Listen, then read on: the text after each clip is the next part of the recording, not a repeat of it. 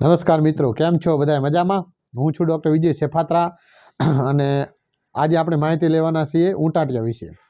કારણ કે જ્યારે બાળક જન્મે ત્યાં સુધીમાં તેને ઘણી કસોટી દેવી પડતી હોય છે. કોઈ ન્યુમોનિયાની હોય, કોઈ ડિપ્થેરિયાની હોય, કોઈ ઝાડા ઉલટીની હોય, એવા ઘણા નાના નાના મોટા રોગના અટેક લાગે પછી બાળક પોતાની જિંદગીમાં એવી બધી ઘણી કસોટી દેવી પડતી હોય છે. તો આજે આપણે જાણશું કે આ ઊંટાટિયાના કારણ શું હોય, કઈ રીતે થાય, એના શું લક્ષણો હોય, એના શું ઈલાજ હોય, અને એમાં જો કોમ્પ્લિકેશન થાય તો મતલબ કે બહુ એના અટેક જો વધારે આવે તો એમાં શું થાય, અને આપણે એને કઈ રીતે એના લક્ષણો ઓળખશું. તો આવી બધી ચર્ચા આજે આપણે કરવાના છીએ. તો મિત્રો, જનરલી જે આ ઊંટાટિયો હોય એ બી પર્ટુસિસ નામના જે બેક્ટેરિયા હોય એ બેક્ટેરિયાથી રોગ થતો હોય છે. અને જનરલી જે બાલ મંદિરે જતા ટેણિયા હોય એમાં આ વધારે જોવા મળતો હોય છે, એટલે નાના છોકરામાં, અને બી પર્ટુસિસ નામના રોગથી થતો હોય બેક્ટેરિયાથી. તો જનરલી આમાં કેવું હોય, બી પર્ટુસિસ નામનો બેક્ટેરિયાનો ચેપ લાગે ત્યારે 1 અઠવાડિયા સુધી તો આપણે સામાન્ય જે શરદી ઉધરા હોય એ રહે છે. પરંતુ જ્યારે 1 અઠવાડિયા પછીની જે શરદી ઉધરા હોય એ બહુ મોટી ઉધરસ આવે છે. મોટી ઉધરસ એટલે એવું કે જનરલી આપણે શરદી ઉધરામાં એક શ્વાસ લે અને એકાદ બે ઉધરસ આવે મોઢું બંધ થઈ શકે. પરંતુ જ્યારે આ ઊંટાટિયાના લક્ષણો શરૂ થાય, બી પર્ટુસિસ બેક્ટેરિયાનો ચેપ શરૂ થાય ત્યારે જનરલી આમાં મોઢું બંધ થતું હોતું નથી. જેમ મશીનમાંથી ગોળીઓ છૂટે ઇન ઘોડે ઉધરા સતત ને સતત ચાલુ રહે. આમ એટલી બધી ઉધરસ આવે કે એનું મોઢું બંધ ન થાય, અને આમ ગુંગળામણ અનુભવી ત્યાં સુધી અમુકને જોવા મળતું હોય છે. બીજું, અમુકને જે આપણે મોઢું અને આંખું પણ લાલ થઈ જાય ત્યાં સુધી ઉધરસ આવતી હોય છે. અને જ્યારે આનો અટેક આમ પૂરો થાય અને બાળક જ્યારે શ્વાસ લે ત્યાં પાછો એવો અવાજ આવતો હોય છે. એટલે ના આધારે એને ઇંગ્લિશમાં વૂપિંગ કપ કહેવામાં આવે છે.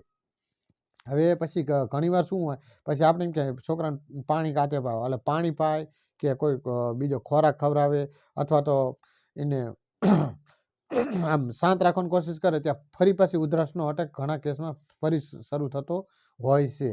પછી આપને કેમ ખબર પડે કે જો એક મોટી ઉધરસ આવે અને 1 અઠવાડિયા પછી ચાલુ થાય તો મટવાની પણ એવી રીતે જોવાય. જનરલી 1 થી 2 અઠવાડિયા સુધી ઊંટાટિયાની ઉધરસ મટતી હોતી નથી. અને બીજું, બહુ ઉધરસ ખાવાના કારણે પેટમાં દબાણ આવવાના કારણે અમુક બાળક ઉલટી પણ કરતા હોય છે. તો આવા બધા થયા લક્ષણો આના. અને તો હવે આમાં જે ઊંટાટિયા હોય એમાં તો એનો ઈલાજ કઈ રીતે? ઈલાજમાં મિત્રો જનરલી એવું હોય છે, આ જે ઊંટાટિયાની ઉધરા રહી જનરલી 2 કે 3 અઠવાડિયા સુધી મટતી હોતી નથી. 3 અઠવાડિયા પછી જ આપણે એમાં મટે, કારણ કે એના બેક્ટેરિયાનો ચેપ જ એ રીતનો હોય છે. એટલે અહીંયા આપણે એક સમજવા જેવું ખરું કે 3 અઠવાડિયા સુધીની જે કાંઈ પણ એ એક જ દવા છે, કઈ ધીરજ રાખવી એ બહુ મોટી આમાં દવા હોય છે.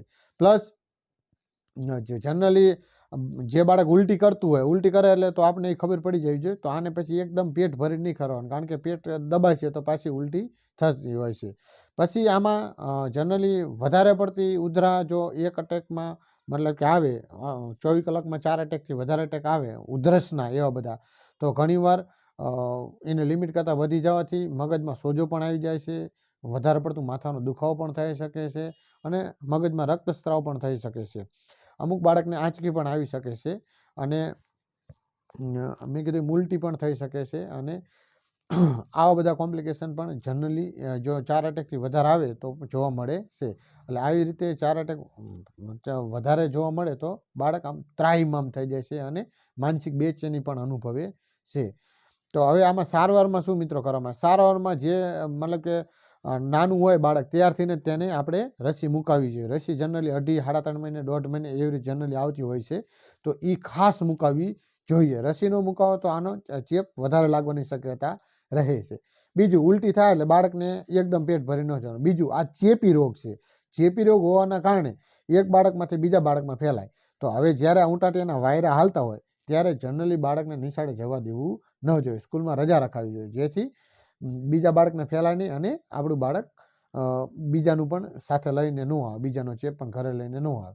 તો આવી રીતે આવી નાની નાની વાતની જો પરેજી રાખવામાં આવે તો 100% આપણે આમાંથી મુક્તિ અપાવી શકીએ. તો આવી રીતે આપણે ખબર પડી ઊંટાટિયાના લક્ષણો અને સારવારમાં ધીરજ, કારણ કે 3 અઠવાડિયા સુધી આ મટતી ઉધરસ હોતી નથી.